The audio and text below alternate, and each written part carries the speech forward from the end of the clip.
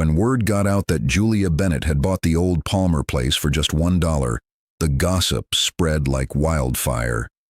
"She must be mad," neighbors snickered, picturing her tangled up in thorns taller than a man, wandering through brambles where even the wild rabbits wouldn't run.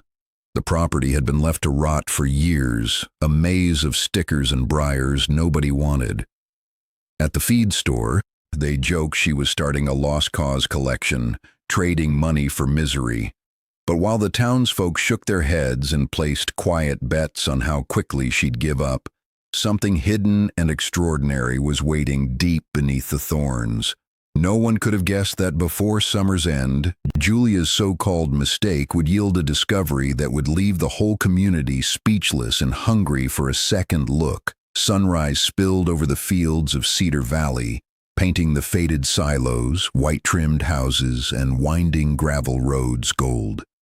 Here, time moved at the pace of cows grazing on clover and barn swallows looping across the sky. Julia Bennett arrived one hopeful spring, escaping years of city noise and heartbreak, her heart set on a simpler, steadier life. An elementary school teacher by trade, she'd always dreamed of owning land, but with little savings and less family to turn to, her hopes seemed as overgrown as the farm she stumbled upon in a classified ad. "Property available, $1 needs lots of work." The moment Julia unlocked the sagging gate, she was met by a wild orchestra, cicadas humming in the brush, grasshoppers rattling, thorns clawing at her jeans. Decades of neglect had woven a dense curtain of wild roses, buckthorn and bramble across every inch. Crumbling stone posts hid beneath the snarl, and in their shade lived birds and stray cats. Most saw a disaster, but Julia, breath caught by the stubborn beauty of sunbeam and shadow, saw a quiet challenge. She'd traded certainty for possibility, determined to find something worth loving in the wild heart of Cedar Valley. Even if she had to carve it out one thorn at a time, Julia's optimism took its first beating on day one, when her brand new work gloves snagged and tore on a thorn bush as thick as her arm. With every swing of her machete, she uncovered more tangles, old barbed wire lost beneath the wild growth, fence posts chewed by termites, and patches where the ground itself seemed to bite back. Her family, visiting to see her dollar farm, tried to hide their concern. Her brother shook his head at the leaning gatepost. "Even goats would give up," he joked. Her mother tugged Julia aside and whispered, "Darling, nobody expects you to save this mess." Every neighbor who drove by slowed just enough to watch her struggle against the brambles. At the post office and hardware store, the comments ranged from gentle warnings, "That land's tough, you know," to open laughter. Julia smiled through every backhanded compliment, sweat stinging her eyes as she hacked through another stubborn patch. Her savings dwindled as she rented machinery that broke down on the first rock. The isolation felt sharpest at night, when aching muscles and loneliness pressed in, the radio crackling, coyotes calling in the far fields. But Julia refused to quit. Each small victory, a tiny patch cleared, a stone step revealed, sparked new courage. She patched her gloves, wrote lists by flashlight, and promised herself that even if the world kept doubting, there was quiet value in every inch she could reclaim. Outnumbered by thorns and skepticism, Julia worked on, bone-tired but hopeful, stubbornness rooting her deeper into the land. The farm seemed determined to humble her. The rented brush mower sputtered and died in a snarl of vines, forcing Julia back to hand tools and grit. One afternoon, a hidden coil of rusted wire caught her leg, leaving a gash that dripped blood across the dry earth. Friends stopped calling, and her phone buzzed with well-meaning texts suggesting she cut her losses and move back to easier living. Neighbors' jokes, sharpened as summer storms bent young saplings, and flattened her first attempt at planting wildflowers. Each failure landed heavier than the last, seeds washed away, seedlings nipped by deer, and Julia's own goats, meant to help, escaped twice, trampling her best cleared patch and eating only what she wanted to save. Nights closed in too early, stretched long by loneliness and the ache in her hands. Julia lay awake listening to rain beat the tin roof, the sound echoing her doubts. She wondered if maybe she really had been foolish to hope thorns would turn to anything else. Her dreams of sunlit rows and dinner under blooming vines faded, crowded out by the reality of stinging cuts and empty fields. Still, something deep inside wouldn't let go. As summer dragged on, Julia noticed her goats were drawn to a dense, almost impenetrable thicket near the far edge of the property.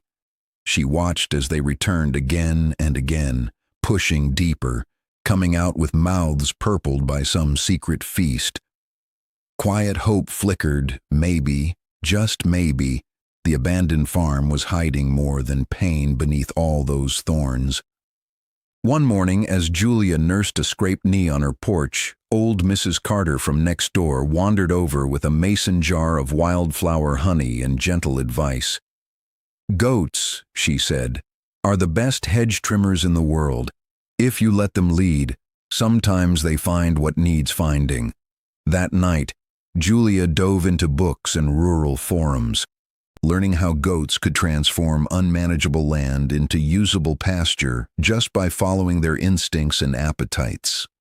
Inspired, she set her expectations aside and watched as her small herd meandered into the dense thicket at the far boundary each day, forming fresh trails where none existed before.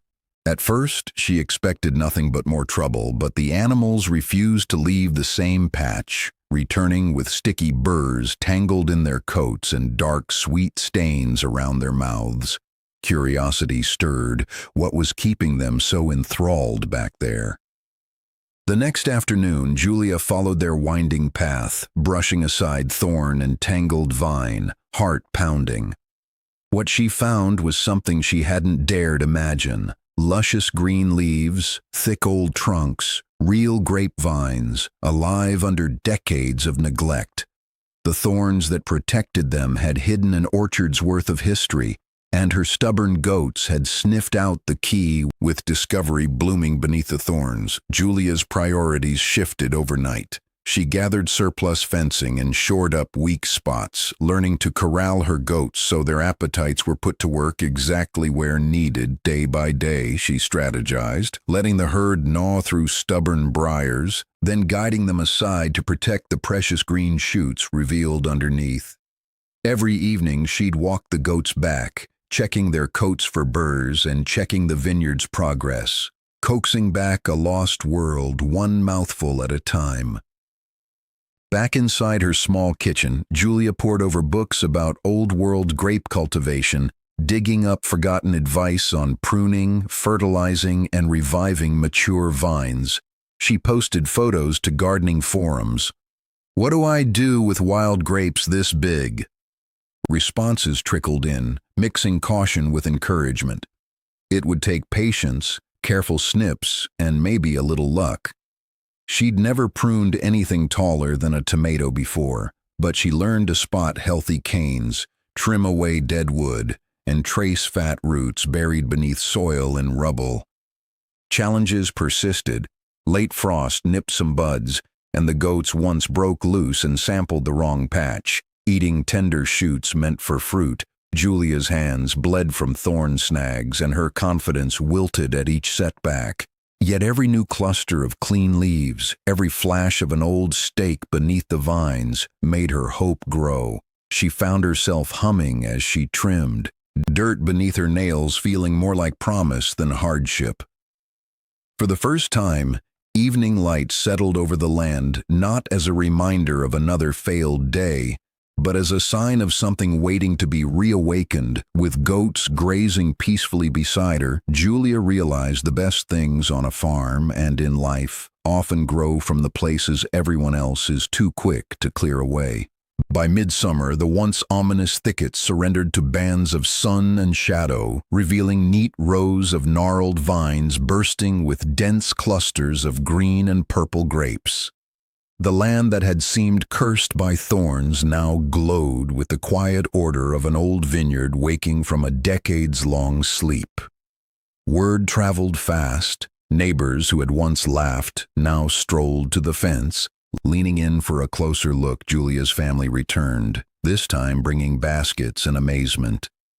Her brother, who had joked even goats would give up, stood speechless as he ran his hand along a trunk as thick as his wrist. Her mother's eyes welled as she picked the first handful of sweet fruit, memories of her own childhood stirred by the taste.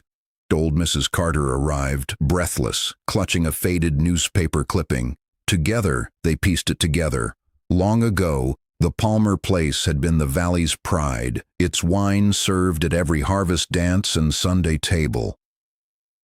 No one remembered when the vines disappeared, only that thorns had moved in. Now, as Julia held up a bushel of grapes in the golden light, the valley story was rewritten. People stopped asking if she would quit and started asking if they could taste the wine. The same voices that once dismissed her now spoke with pride and envy about the farm that proved them wrong, a place where goat hooves and stubborn hope turned thorns into treasure, reminding a whole community of what can bloom when faith and nature work together. By autumn, Julia's once lonely acres had become the backdrop for potlucks, picnics, and sunset walks. Neighbors who had barely waved all summer now gathered under the sprawling old vines for their first harvest in decades. Trading recipes and laughter as baskets overflowed with sweet grapes, Mrs. Carter brought out her family's dusty wine press. And together, the community churned the vineyard's first small batch, raising glasses at dusk to toast new beginnings and second chances. The story of the Dollar Farm spread beyond Cedar Valley, drawing curious visitors and old-timers eager to share tales of past harvests. Julia's reputation shifted from foolish dreamer to local visionary families asked for cuttings from her vines. Others wondered what secrets lay beneath their own forgotten fields and tangled corners. The farm became a living symbol, proof that patience, hope, and a willingness to look past thorns could uncover more than just roots, but a wealth of memory and potential. Julia, who had started off mocked and doubted, now greeted guests with a smile, knowing that her little patch of wild land had changed the whole valley story for good. Julia's farm proves that what looks hopeless at first glance often hides the richest rewards. Sometimes nature's own mess is the perfect cover for hidden gifts, if only we have the patience to wait and the courage to keep looking. Letting goats and seasons do what hard labor alone couldn't, she discovered that turning away from easy answers can lead to something nobody expects. In old vines and overgrown ground, she found not just fruit, but meaning, and a reminder that even lost causes are worth one more try. As the poet Goethe once said, we must always change, renew, rejuvenate ourselves. Otherwise we harden. Julia's story asks, what treasure might be waiting right now beneath the thorns in your own life? Have you ever turned a hopeless patch into something thriving, or had animals help you uncover a hidden treasure? Share your own story in the comments and let us know where you're watching from. We'd love to hear how you found hope where others only saw trouble. If this journey inspired you, subscribe now for more uplifting rural stories and join a community that believes in second chances and the magic of persistence.